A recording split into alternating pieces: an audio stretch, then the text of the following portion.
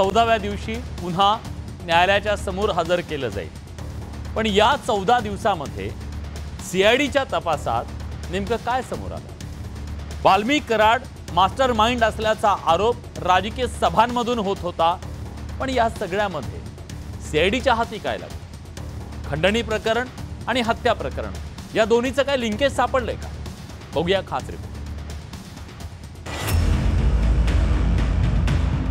वाल्मिक कराडच्या सीआयडी चौकशीत कोणती माहिती समोर येते आणि त्यानुसार खंडणी प्रकरणाचा तपास पुढे जातो का, याकडे राज्याचं लक्ष लागलंय।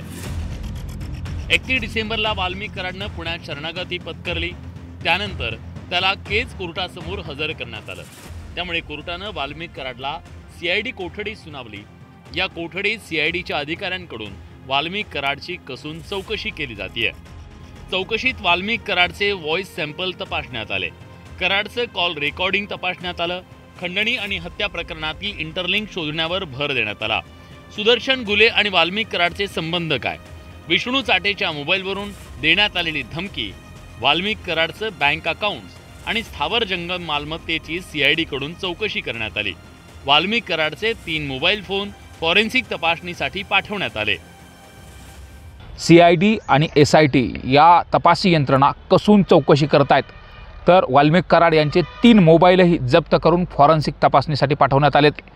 एवढंच नाही तर वाल्मिक कराडांची 13 दिवसामध्ये काय काय चौकशी केली याचे खुलासे आणि याच्या तपासाच्या संदर्भातली माहिती उद्या माननीय न्यायालयासमोर मांडली जाणार आहे। वाल्मिक कराडवर अवादा कंपनीच्या अधिकाऱ्यांकडून खंडणी यांच्या कुटुंबियांनी जे ऑब्जेक्शन घेतलं होतं आणि त्याच्यामध्ये आम्ही सुद्धा निश्चितपणे ते फोटो पाहिल्याच्या नंतर म्हणलं होतं हे योग्य नाही, तेव्हा ही एसआयटी आता नवीन बदलली। त्याच्याबद्दल माननीय मुख्यमंत्र्यांचं मी आभार मानतो। आज देशमुख कुटुंबाकडनं तिथे आंदोलन देखील करण्यात आलं होतं, त्यांच्याशी काही संवाद झालाय?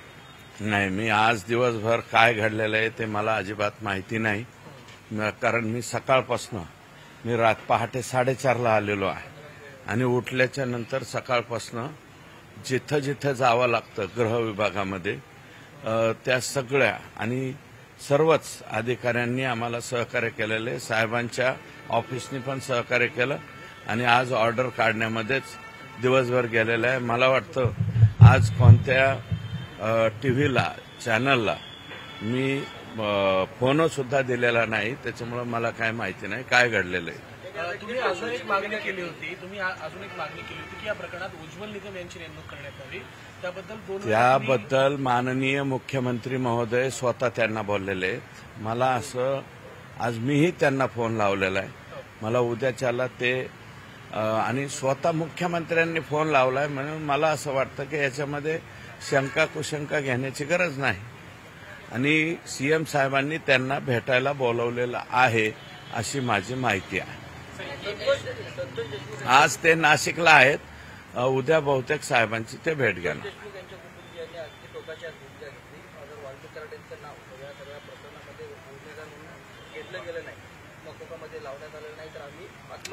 हे बघा, देशमुख कुटुंबीय धनंजय त्यांच्या घरातलं माणूस गेलेलं आहे, त्याच्यामुळं ते असं काही म्हणत असतील, एक्साइट होऊन काही त्यांनी जे आहे ते केलं असेल, तर त्याच्या बाबतीमध्ये आता आज उद्या परवा आम्ही इथेच आहोत। उद्या अजून याच्यामधलं काही काम करणं गरजेचं आहे।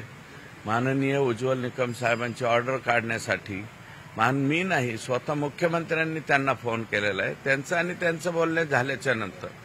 आणि याच्यामध्ये काय आहे की ज्या वकिलांना नियुक्त केलं जातं त्यांची एनओसी मिळाल्याशिवाय त्याच्यामध्ये ऑर्डर करता येत नाही आणि ती ऑर्डर होईल।